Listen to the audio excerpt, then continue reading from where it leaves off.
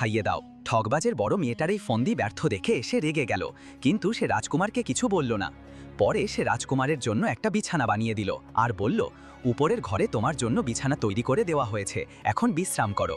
অনেক দিনের যাত্রার পর ক্লান্ত রাজকুমার উপরে উঠল। তখন সে বিছানার উপর সুন্দর একটা চাদর দেখতে পেল। সে ভাবল, যা হওয়ার হয়েছে, কিন্তু অনেক দিন পর একটু শান্তির ঘুম তো পারা যাবে। সে যখন বিছানায় বসতে গেল, তখন সাধুর তৃতীয় কথা মনে পড়ল। বিদেশে সব সময় বিছানা ঝাড় দিয়ে শুতে হয়। বিছানা ঝাড়তেই তার চোখ বড় হয়ে গেল, কারণ বিছানাটা কাঁচা সুতোর তৈরি ছিল আর নিচে আগুনের কুঁয়ো ছিল। রাজকুমার দেখল কুঁয়োর ভিতরে বড় বড় আগুনের লাল টুকরো জ্বলছে। সে ভাবল, সাধুর তৃতীয় কথাও কাজে লাগলো। আবারও সে মনে মনে সাধুকে ধন্যবাদ জানিয়ে পাশের একটা ভাঙা চারপায়াওয়ালা বিছানায় শুয়ে পড়ল। কিছুক্ষণ আগে রাজপুত্র শান্তিতে ঘুমানোর কথা ভাবছিল, কিন্তু এখন তার চোখে ঘুমের কোনো ছায়াও নেই। তার জীবন বাঁচানোর জন্য এখন সব কিছু ঝুঁকিতে। সে ভাবতে লাগলো, আজকের রাত বাঁচা খুব কঠিন হবে।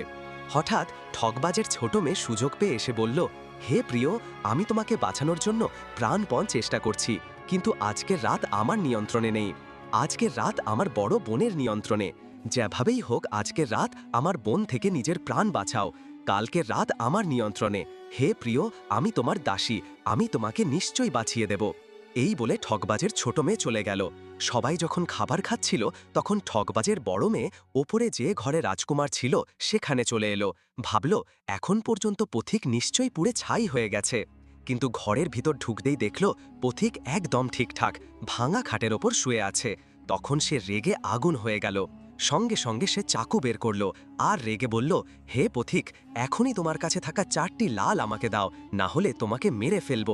ঠিক তখনই রাজকুমারের মাথায় সাধুর চতুর্থ কথা মনে পড়ল, যে শত্রুর ফাঁদে পড়ে গেলে যতটা সম্ভব নম্রতা আর জ্ঞানের কথা বলে নিজের উদ্দেশ্য হাসিল করতে হবে।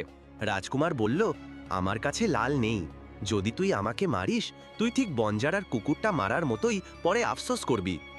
মেয়েটা রাগ করে বলল, কোন বনজারা আর কোন কুকুর, কি বকছিস তুই? তখন রাজকুমার বলল, তুই জানিস না? তাহলে শোন।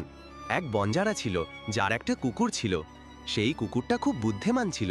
বনজারা তাকে নিজের ছেলে মেয়ের থেকেও বেশি ভালোবাসত। এক সময় এমন একটা সময় এলো যখন কাতক নামের এক ভয়ঙ্কর রোগের কারণে বনজারার সারা পরিবারটা ওই রোগে আক্রান্ত হয়ে গেল, আর বনজারার কোটি কোটি টাকার সম্পত্তিও বিক্রি হয়ে গেল।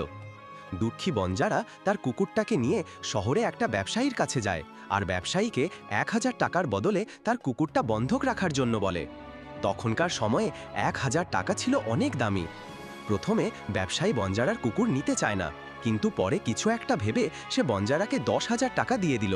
কিছুদিন পর এক রাতে ব্যবসায়ীর বাড়িতে ডাকাত ঢুকে পড়ল। বনজারার কুকুরটা সবকিছু দেখতে পেল